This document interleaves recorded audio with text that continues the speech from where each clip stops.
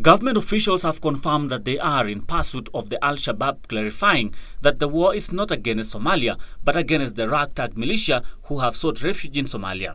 The attack on the Al-Shabaab seeks to subdue the Somali rebels in what has been justified by many Kenyans who have termed the operation long overdue. Kuna watu wanaitwa Al-Shabaab.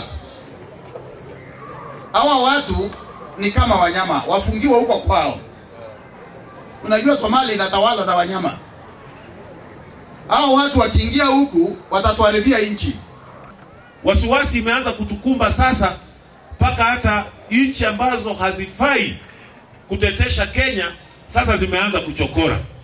Kenyan government has however refuted claims that its troops have already carried out an offensive in Kokani area.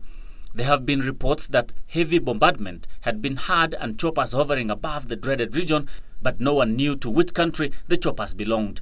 Kenya had indicated that it would engage the Al-Shabaab both by aerial, naval and ground offensives. Al-Shabaab had recently wreaked havoc in coastal region and northeastern regions with abductions and killings of innocent people.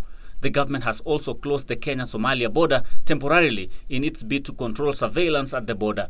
Late last week, 2 Spanish aid workers with the Medicine Sans Frontiers were kidnapped at the Dadaab camp and are yet to be traced. UN agencies have since withdrawn some of its services at the camp.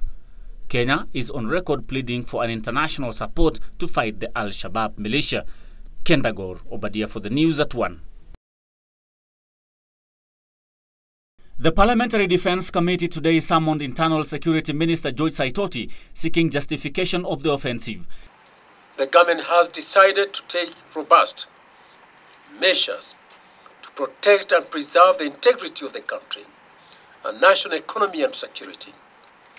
These measures will involve invoking Article 51 of the United Nations Charter that pronounces self-defense as an inherent right and which is also in keeping with the Kenya Constitution.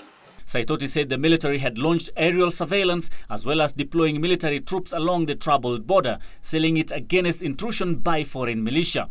Additional boats under the command of the Kenya Navy have been deployed to boost security operations. All speedy boats and marshaled ships will have to be inspected by the immigration officers and custom officials before entering into Kenya. The minister spoke a day after a Z9 military chopper came down 1.5 kilometers off the Liboi runway, about 14 kilometers away from the Kenya-Somalia border, killing 5 military personnel on board. A statement from the Defense Department said the chopper crashed as a result of a mechanical malfunction. The Kenyan government has however refuted claims that its troops have already carried out an offensive in Kokani area. There have been reports that heavy bombardment had been heard and choppers hovering above the dreaded region, but no one knew exactly to which country the choppers belonged.